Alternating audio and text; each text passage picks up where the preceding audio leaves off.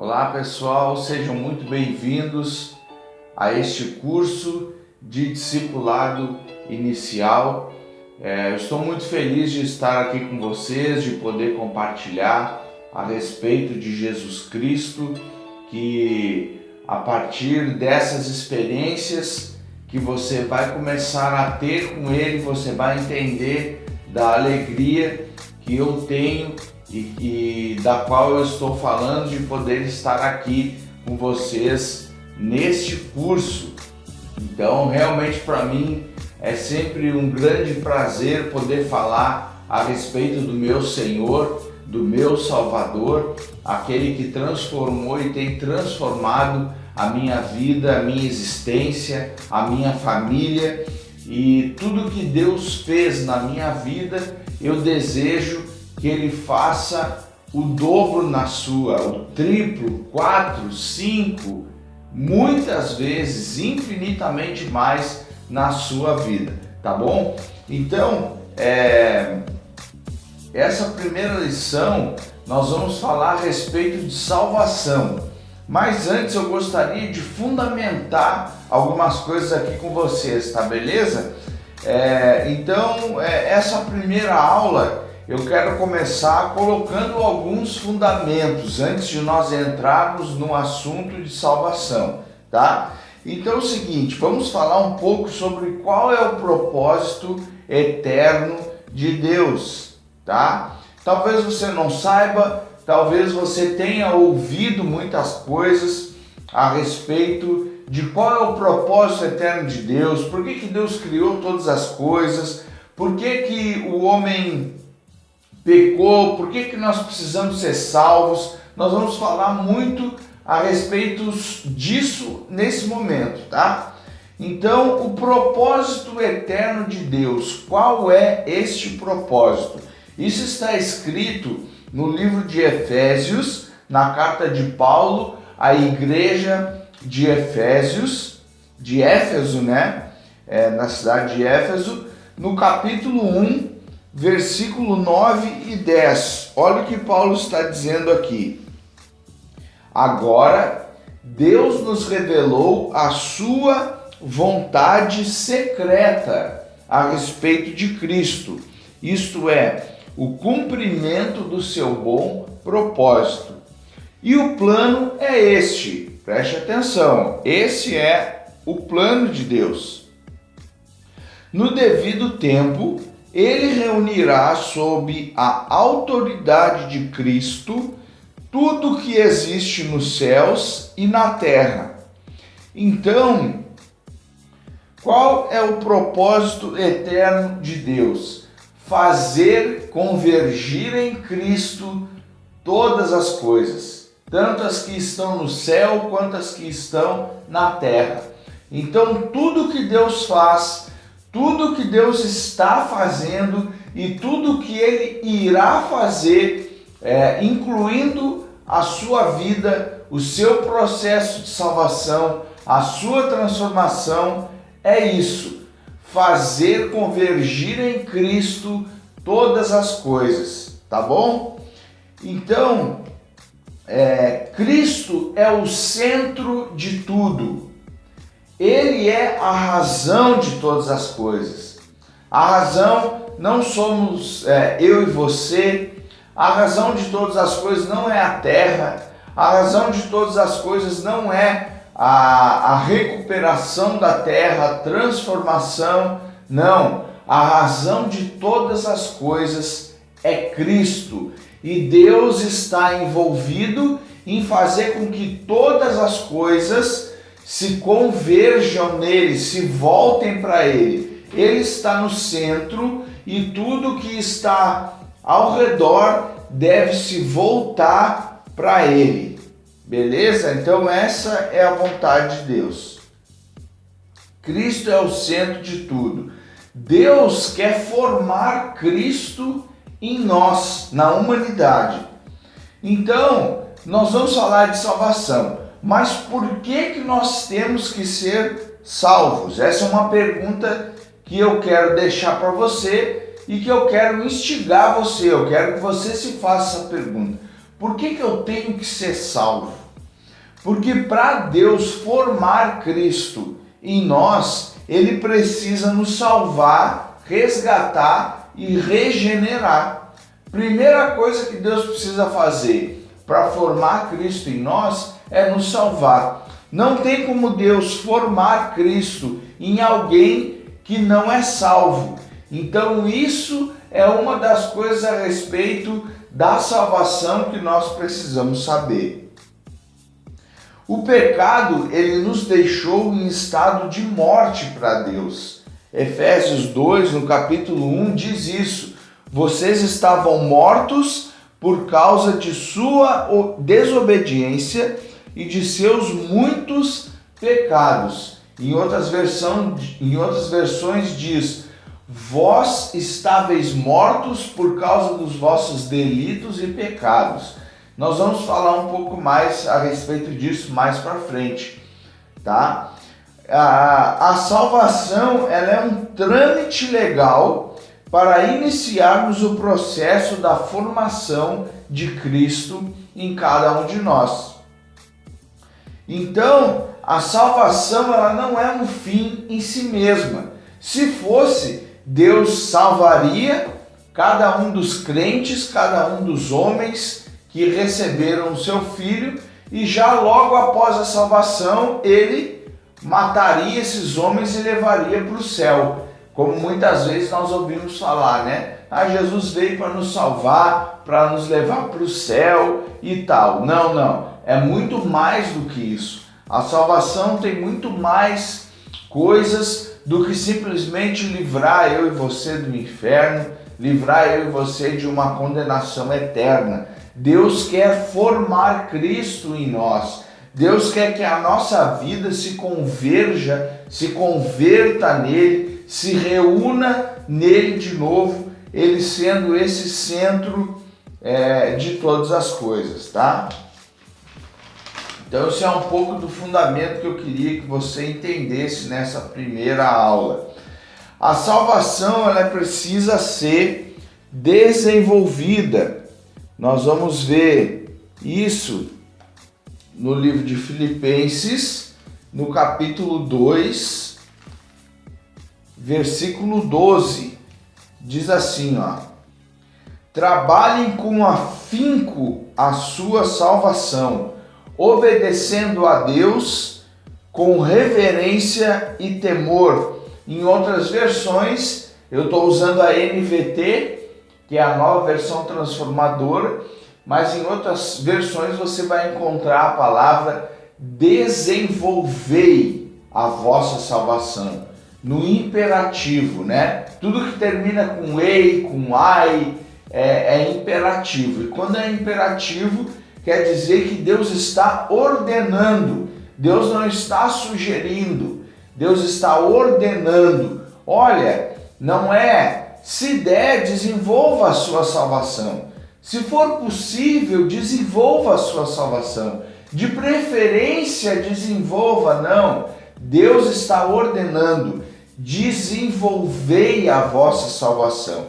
Então a salvação não é algo que acontece e fica parada e você fica passivo. Agora estou salvo, vou ficar aqui na minha mesa, nessa minha sala aqui, que também não é minha, é a sala do pastor aqui da nossa igreja. Vou ficar aqui na sala, aqui sentado, até que tudo se resolva e Cristo volte e me leve para o céu para eu viver lindamente. Não, salvação é algo que precisa ser desenvolvido, tá certo? A salvação é um assunto de natureza. Isso é algo muito importante que você precisa entender a respeito das duas naturezas do homem. O homem possui uma natureza carnal, herdada por Adão, quando Deus nos criou, herdada por Adão no sentido de que quando ele peca, essa natureza que outrora era divina, quando Deus nos criou, ele nos criou perfeitos e não nos criou para que nós experimentássemos a morte. Deus nos criou com vida e soprou em nós o fôlego de vida, mas Adão e Eva pecaram, desobedeceram a Deus e perderam essa vida que antes existia por conta de Deus. Então a salvação é um assunto de natureza, de mudança de natureza. João, capítulo 3, do verso 3 a 6, Jesus está tendo uma conversa com um homem chamado Nicodemos, que era um mestre, e ele diz assim, Jesus respondeu a Nicodemos: eu lhe digo a verdade, quem não nascer de novo não pode ver o reino de Deus. Então Nicodemos pergunta: como pode um homem velho nascer de novo? Acaso ele pode voltar ao ventre da mãe e nascer uma segunda vez? Nicodemos achava que Jesus estava falando de um novo nascimento natural, de que um homem poderia voltar para a barriga de sua mãe para nascer uma segunda vez. Não, Jesus não estava falando a respeito desse nascimento. Jesus continua, no versículo 5, Jesus respondeu: eu lhe digo a verdade, ninguém pode entrar no reino de Deus sem nascer da água e do Espírito. Versículo 6, os seres humanos podem gerar apenas vida humana, mas o Espírito, com letra maiúscula, porque está se referindo ao Espírito de Deus, dá à luz vida espiritual. Então, nós estamos falando aqui a respeito de que, a partir de agora, de uma experiência com esse Espírito de Deus, ele vai gerar uma vida espiritual em você. E a partir dessa vida espiritual, você vai poder se relacionar com Deus a partir dessa vida, tá? Deus é Espírito e nos relacionamos com Ele pelo Espírito. João, no capítulo 4, versículo 24, Jesus vai afirmar isso. Vamos ver aqui, João 4, 24. Jesus está tendo uma outra conversa, dessa vez com uma mulher de Samaria, e ele diz o seguinte: pois Deus é Espírito, e é necessário que seus adoradores o adorem em espírito e em verdade. Então, ou seja, não tem como nós adorarmos a Deus, não tem como nós irmos a Deus se não for pelo Espírito. Por isso que Jesus falou para Nicodemos que importava que ele nascesse de novo. Por quê? Porque o nosso espírito estava morto por causa dos nossos pecados. Nós falamos sobre isso agora há pouco, né? Cristo e somente Ele é quem dá vida ao nosso espírito. Vamos lá para 1 Coríntios, no capítulo 15, versículo 45. Anote esses versículos, tá? Eu estou mostrando para você tudo que está nas Escrituras, tá bom? Para que não haja nenhum tipo de confusão, para que você realmente entenda o que nós estamos falando. 1 Coríntios 15, 45 diz o seguinte: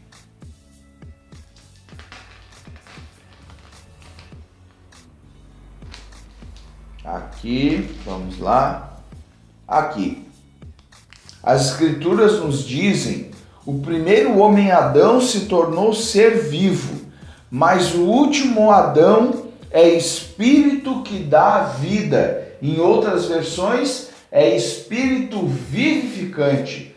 Quando nós falamos Adão na Bíblia, se você for traduzir a palavra Adão, ela significa criação de Deus ou humanidade, para a gente simplificar um pouco mais aqui. Então, o primeiro Adão é o Adão lá do Jardim do Éden, esposo, marido da Eva. E na verdade, a primeira criação é a natureza carnal, a humanidade é Adão. O segundo Adão, que 1 Coríntios está falando aqui, é Cristo, ou seja, Deus trata Cristo Jesus como um segundo molde de natureza humana, de humanidade, uma segunda forma, um segundo modelo que agora Deus quer que todos os homens vivam segundo este modelo de Jesus Cristo, tá? Então, somente Cristo, esse segundo Adão, é Espírito que dá vida. Então, nós não podemos nos relacionar com Deus se nós não estivermos e se não for por meio de Cristo. A Bíblia também diz que há um só mediador entre Deus e os homens, Jesus Cristo, homem. Nós vamos talvez abordar esse assunto um pouco mais para frente, tá? Eu estou só colocando o fundamento aqui, tentando rapidamente construir com você algo antes de nós entrarmos no assunto da apostila. Seguindo aqui então para nós encerrarmos. Em Cristo nós somos participantes da natureza divina. Lembra que eu falei que a salvação ela é um assunto de mudança de natureza? Se nós não mudarmos a nossa natureza, da natureza de pecado, da natureza carnal para uma natureza espiritual, nós jamais vamos conseguir com que Deus nos salve. Então, por isso que Deus está nos salvando. Eu estou tentando explicar para você um pouco a respeito disso. Por que nós somos salvos? Por que Deus está nos salvando? Do que Deus está nos salvando? Então, 2 Pedro, no capítulo 1, verso 4, diz assim, ó: e por causa de sua glória e excelência, Ele nos deu grandes e preciosas promessas. São elas, essas promessas que Deus nos deu, que permitem a vocês participar da natureza divina e escapar da corrupção do mundo causada pelos desejos humanos. Então Cristo, Ele vem e nos dá e nos capacita a participarmos da natureza divina, tá certo? A salvação, ela é um presente de Deus. Deus nos deu a salvação. Vamos ver isso lá em Efésios, e eu já estou encerrando. Efésios, no capítulo 2.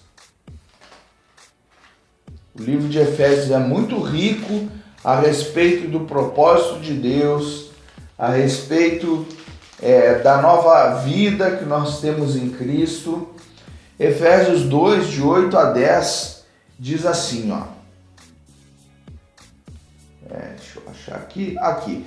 Vocês são salvos pela graça, por meio da fé. Isso não vem de vocês. É uma dádiva de Deus, ou seja, é um presente. Então, meus irmãos, meu querido, você que está aí do outro lado, você não merece a salvação. Você não pode comprar a salvação. Você não fez nada para receber a salvação. Você não é melhor do que ninguém porque recebeu a salvação ou porque vai receber. A salvação é um presente de Deus. Deus nos deu a salvação de graça. Nós não pagamos nada por isso, tá bom? É um presente de Deus. Então, essa é uma introdução a respeito da salvação, e nós vamos iniciar no próximo vídeo a nossa lição número 1, que vai falar mais especificamente sobre certeza da salvação. Não apenas sobre ser salvo, mas sobre você ter certeza de que você é salvo, tá bom? Então um grande beijo, um abraço para você e a gente se vê na próxima aula, no próximo vídeo. Beijão!